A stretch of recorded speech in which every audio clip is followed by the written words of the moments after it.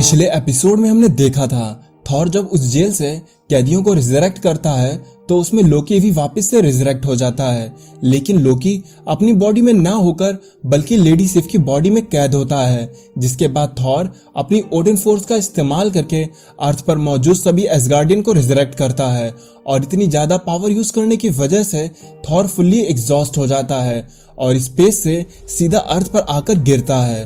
अब आगे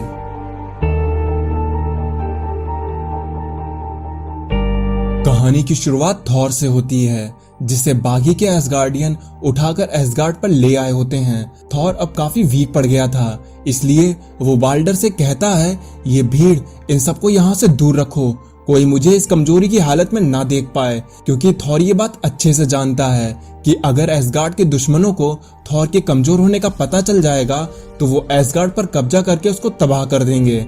जिसपे बाल्डर कहता है नहीं लॉर्ड थॉर, इन एसगार्डियन को देखने दो कि उनके किंग ने आखिर उनके लिए क्या किया है, उन्हें जानने दो कि लॉर्ड थॉर ने उन सभी को वापस ले आए हैं। थॉर कहता है मुझे जल्दी से हमारे फादर के मेटल स्मिथ की जरूरत है, उसे जल्दी से यहाँ पर बुलाओ। तो हुगन बताता है कि ये बात वो पहले से जानता था, इसीलिए फेंड्रिल उसको लेने के लिए पहले ही चला गया है। लेकिन आप मुझे ये बताइए कि आप किस किस को अपने पास बुलाना चाहते हैं। जिसपे थॉर वहीं पर खड़े लोकी को देखकर कहता है नहीं, मुझे अब कोई और नहीं चाहिए। फिर तभी वहां पर वो मेटल स्मिथ आता है जिसका नाम फल्की होता है। थॉर फल्की को देखकर कहता है तो तुम आ गए, और क्या तुम अपने साथ उस चीज को लेकर आए हो जिसको बनाने के लिए मैंने तुम्हें पहले बोला था। तो फल्की एक बड़े से बॉक्स को दिखाते हुए कहता है हाँ, मैंने आपके लिए उसे बना दिया। तब थॉर कहता है कि ठीक है, जब मेरे फादर ओडिन मरे तो उनकी ओडिन फोर्स मेरे पास आ गई, लेकिन मैंने उसे इतना ज्यादा यूज कर लिया है कि अब मुझे इस पावर को रिस्टोर करने के लिए वापस से ओडिन स्लीप में जाना होगा। लेकिन बाल्डर, जितना मैं अपने पास से सीखा हूँ उससे मैं तुम्हें ये बता सकता हूँ कि जब भी ओडिन अपनी ओडिन स्लीप में जाते थे तो उस वक्त एसगार्ड के दुश्मनों के लिए एसगार्ड पर हमला करने का सही मौका होता था, इसीलिए ये सिचुएशन काफी नाजुक है।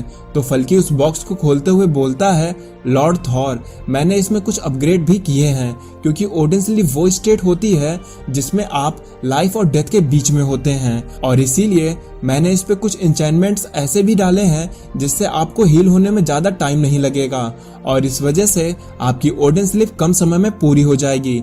और मैं आपको ये भी बता दूं कि जब आप इस बॉक्स में होंगे तब इसे कोई भी बाहर से नहीं खोल पाएगा, ना ही कोई गॉड और ना ही कोई मॉर्टल, इसे बस अंदर से ही खोला जा सकता है। जिसपे थॉर उस बॉक्स में जाते हुए बोलता है अगर तुमने ऐसा काम किया है तब तो तुमने सच में काफी तारीफ के लायक काम किया है, लेकिन अब तुम लोग यहाँ से जाओ, इससे पहले मुझे डार्कनेस घेर ले। लेकिन थॉर ओडिन स्लीप लेने से पहले बाल्डर से कहता है बाल्डर, जब मैं ओडिन स्लीप में होऊंगा तब एसगार्ड का तुम ख्याल रखोगे, क्योंकि एसगार्ड पर उसको बचाने के लिए मैं यहाँ पर मौजूद नहीं होऊंगा, इसलिए अब एसगार्ड तुम्हारी जिम्मेदारी है, तुम ही सब फैसले लोगे, क्योंकि मेरे कुछ फैसले ऐसे भी रहे हैं जो बाद में सही साबित नहीं हुए, लेकिन तुम सोच समझकर अपने फैसले लेना। तो बाल्डर कहता है ठीक है थॉर, जैसा आप कहें। और फिर जैसे ही थॉर उस बॉक्स के अंदर जाता है तो थॉर का ह्यूमन होस्ट यानी कि डॉक्टर ब्लेक वहां पर अपीयर हो जाता है, और अपीयर होते ही बोलता है वेल, ये चीज थोड़ा अनएक्सपेक्टेड थी। तो अपने सामने ब्लेक को देखकर बाल्डर कहता है कि तुम यहाँ पर कैसे आ गए। तो डॉक्टर ब्लेक कहता है सवाल अच्छा है, लेकिन मैं तुम्हें बता दूं जो कुछ भी थॉर सुनता है उसे मैं भी सुनता हूँ, और जो मैं सुनता हूँ वो थॉर भी सुनता है।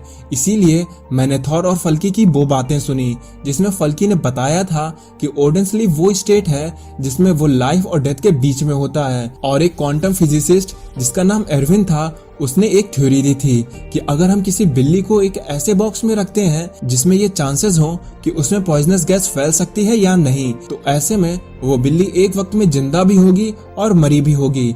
तो ये वही चीज है। इस बात को क्वांटम फिजिसिस्ट अभी भी मानते हैं। उनके मुताबिक हमें ये तब पता चलेगा जब दो पॉसिबिलिटीज एक हो जाएंगे, और तब हमें पता चलेगा कि उस डिब्बे में बंद बिल्ली जिंदा है या मुर्दा है। और मेरा बाहर आने का मतलब यही है कि अगर गॉड ऑफ थंडर को कुछ हो गया या वो मर गए तो मैं उससे हमेशा के लिए सेपरेट हो जाऊंगा। और इतना कहते हुए डॉक्टर ब्लेक वहां से जाने लगता है। तो बाल्डर कहता है लेकिन तुम मुझे ये बताओ कि अगर लॉर्ड थॉर एक वक्त में जिंदा और मुर्दा दोनों हैं तो तुम क्या हो। जिसपे डॉक्टर ब्लेक कहता है कि मैं वही बिल्ली हूँ जो उस डिब्बे में बंद है। फिर हम देखते हैं थॉर को जो उस डिब्बे में ओडन स्लीप ले रहा होता है। तो तभी उसे कुछ आवाजें सुनाई देती हैं और तभी थॉर की आंखें खुल जाती हैं और थॉर अपने सामने उन्हीं दो रेवन को देखता है जो ओडन के साथ रहा करते थे। उनमें से एक रेवन कहता है, तो थॉर तुम्हें कैसा लगा अपने फादर के बेड पर सोना? तुम्हें कैसा लगा अपने फादर की पावर को फील करना?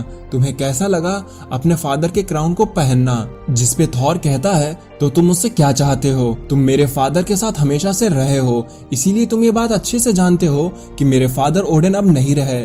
जिसपे रेवन बोलते हैं, हाँ हम ये बात जानते हैं कि ओडन सर्टर से बैटल करने के लिए गए थे और वो अभी भी तुमको बचाने के लिए उस बैटल को लड़ रहे हैं। तुमने सभी एसगार्डियंस को तो जगा दिया जो रैग्नारॉक में मारे गए थे, लेकिन तुमने अपने फादर को नहीं जगाया क्योंकि तुम एक सेल्फिश बेटे हो, तुम एक अहंकारी प्रिंसलिंग हो। जिसपे थॉर गुस्साते हुए बोलता है, मैं सिर्फ उन्हें ही वापस ला सकता था जो उस रैग्नारॉक में मारे गए थे और तुम ये बात जानते हो कि ओडन रैग्नारॉक के पहले ही मारे जा चुके थे, तो मैं उन्हें वापस कैसे जिंदा कर सकता था? जिसपे वो रेवन कहते हैं, हाँ ये थॉट तो बस एक बहाना है। हाँ हम ये चाहते थे कि तुम एक दिन किंग बनो और एसगार्ड की गद्दी को संभालो, लेकिन हमने तुम्हारे चेहरे पर ओडन के मरने पर वो गम वो दुख नहीं देखा जो एक बेटे को होना चाहिए था। जिसपे थॉर कहता है, यहाँ पर अब करने को कुछ भी नहीं है, वो अब जा चुके हैं। तो रेवन बोलता है, हाँ तुम्हारी बात तो सही है थॉर कि अब करने को कुछ भी नहीं बचा है, लेकिन क्या तुम्हें इस नेदर वर्ल्ड के अंदर वो आवाजें सुनाई दे रही हैं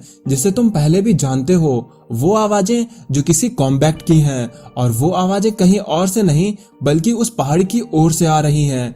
तो थॉर उन आवाज की तरफ बढ़ने लगता है। फिर हम देखते हैं डॉक्टर ब्लेक को जो एयरपोर्ट से न्यूयॉर्क की टिकट लेकर किसी से मिलने जा रहे हैं और ब्लेक जिससे मिलने जा रहा है वो कोई और नहीं बल्कि जेन फॉस्टर है। इधर नेदर वर्ल्ड में थॉर उस पहाड़ी तक पहुंच जाता है जहां से उसे लड़ने की आवाजें आ रही थीं और थॉर वहां पर कुछ देखकर हैरान रह जाता है क्योंकि वहां पर ओडन अभी भी सर्टर से लड़ रहे होते हैं। लेकिन तभी सर्टर ओडन को गर्दन से पकड़ लेता है और ये देखकर थॉर जोर से चिल्लाता है, फादर। और थॉर ओडन को बचाने के लिए भागने लगता है, लेकिन ओडन भी कोई हल्की चीज नहीं है। और फिर तभी ओडन अपनी तलवार को सर्टर के गले में आर पार कर देते हैं जिससे सर्टर वहीं पर मर जाता है। और थॉर भी अब ओडन के पास पहुंच जाता है और कहता है, फादर मुझे आपकी मदद करने दीजिए। जिसपे ओडन कहते हैं, थॉर तुम्हें यहाँ पर नहीं होना चाहिए था, तुम यहाँ पर कर क्या रहे हो? जिसपे थॉर ओडन को संभालते हुए बोलता है, ओडन मुझे ये समझ में नहीं आ रहा है, मुझे यहाँ पर ये जो कुछ भी हो रहा है वो कुछ भी समझ में नहीं आ रहा है। लेकिन वहीं पर वो रेवन ये सब कुछ देख रहे होते हैं और तभी एक कौवा बोलता है, तुम मुझे बताओ कि क्या चीज ज्यादा अच्छी है, सब कुछ समझना या कुछ भी ना समझना? जिसपे दूसरा कौवा बोलता है, मेरे हिसाब से कुछ भी ना समझना ज्यादा अच्छा होता है, क्योंकि जब आप चीजें समझते हो तो आप खुद पर ज्यादा बर्डन ले लेते हो, लेकिन जब आप चीजें ही नहीं समझते हो तो आप पे कोई बर्डन नहीं होता है। वहीं पर थॉर ओडन के घाव देख रहा होता है जो उसे सर्टर से लड़ते वक्त मिले थे। ओडन कहते हैं, मेरे बेटे तुम मेरे घावों की फिक्र ना करो, ये घाव सुबह तक चले जाएंगे। पर मैं तुम्हें बता दूं, यहाँ इस बात को पता करना बहुत ही मुश्किल है कि कब रात होती है और कब सुबह होती है, लेकिन तुम्हें यहाँ पर नहीं होना चाहिए था। ये दुनिया तो मरे हुए लोगों के लिए है, तो तुम यहाँ पर कैसे आए? जिसपे थॉर बताता है कि ओडन स्लीप के जरिए वो यहाँ पर आया है। तो ओडन कहते हैं, ओह हाँ याद आया, ओडन स्लीप वो स्टेट जिसमें हम जिंदा और मरे हुए दोनों होते हैं। लेकिन मेरे बेटे ये पावर सब तुम्हारी हैं, अब तुम एसगार्ड के राजा हो, इसीलिए अब ये स्लीप ओडन स्लीप नहीं बल्कि थॉर स्लीप है। थॉर कहता है, अगर मैं आपको देख सकता हूँ, आपको छू सकता हूँ, आपको सुन सकता हूँ, तो क्या मैं आपको इस डार्कनेस से वापस नहीं ले जा सकता? जिसपे ओडन कहते हैं, मेरे बेटे अगर तुम ऐसा चाहते तो तुम ये कब का कर चुके होते। तुम चाहते तो कुछ मैजिशियन इकट्ठा करते, अपने बड़ों से बात करके मुझे यहाँ से बाहर निकालने के लिए कुछ करते, लेकिन तुमने इसके लिए कोई एफर्ट ही नहीं किया। और अगर मैं तुम्हारी जगह होता तो मैं भी यही करता। जिसपे थॉर कहता है, लेकिन फादर मुझे ये कुछ भी समझ में नहीं आ रहा है कि आप कहना क्या चाह रहे हैं। जिसपे ओडन थॉर से कहता है, बेटा मुझे उठाओ जिससे मेरे पैरों में थोड़ी जान आ जाए, क्योंकि अब मैं तुम्हें वो कहानी सुनाने वाला हूँ जिससे तुम मेरी बातों को समझ पाओगे और ये भी समझ पाओगे कि ऐसा हुआ तो क्यों हुआ। और अब ओडन थॉर को वो कहानी सुनाने वाले हैं जो एसगार्ड के ढेरों राज हमारे सामने खोलकर रख देगी, और उस कहानी में हमें एसगार्ड के पुराने दिनों के बारे में पता चलेगा। तो क्या आप उस कहानी को सुनने के लिए एक्साइटेड हैं? क्योंकि इस बार ये कहानी कोई और नहीं बल्कि ओडिन खुद थॉर को सुनाएंगे। तो इसलिए आप मुझे कमेंट में बताइए कि क्या आप उस कहानी को सुनना चाहते हैं। और अब ये वीडियो यहीं पर खत्म होती है और इसके आगे की स्टोरी हम आने वाले वीडियोस में फुल डिटेल से जानेंगे। और अब मैं चलता हूँ, आप मेरी बाकी की वीडियोस एंजॉय करें और खुश रहें।